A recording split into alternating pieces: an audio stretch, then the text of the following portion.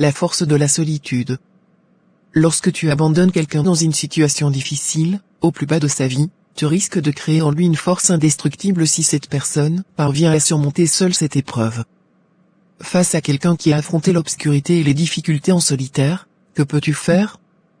Cette personne, immunisée par son expérience, n'a pas peur d'être seule. Elle ne recherche pas désespérément la compagnie, car elle a survécu et n'a plus cette crainte. Ceux qui ont traversé des moments sombres en solitaire possèdent une résilience exceptionnelle. Ils ont appris à puiser en eux-mêmes une force intérieure, une capacité à affronter l'adversité sans dépendre excessivement des autres.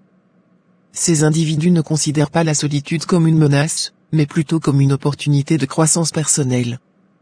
Leur parcours les a dotés d'une confiance en eux inébranlable, les rendant moins enclins à succomber aux peurs de l'abandon ou de l'isolement. En choisissant délibérément de s'associer avec quelqu'un, ces personnes recherchent une plus-value dans leur relation. Ce n'est pas la peur de la solitude qui les pousse à s'engager, mais plutôt le désir de partager leurs forces, leur compréhension profonde de la vie et leur capacité à surmonter les obstacles.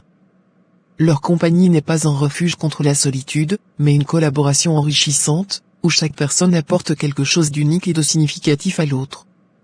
Ainsi, ces individus vaccinés, par leurs expériences solitaires ne considèrent pas la vie en solitaire comme une fatalité à éviter, mais plutôt comme une option valable.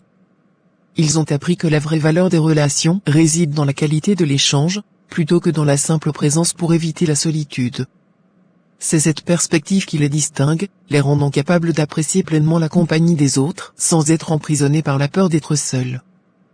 Gratitude.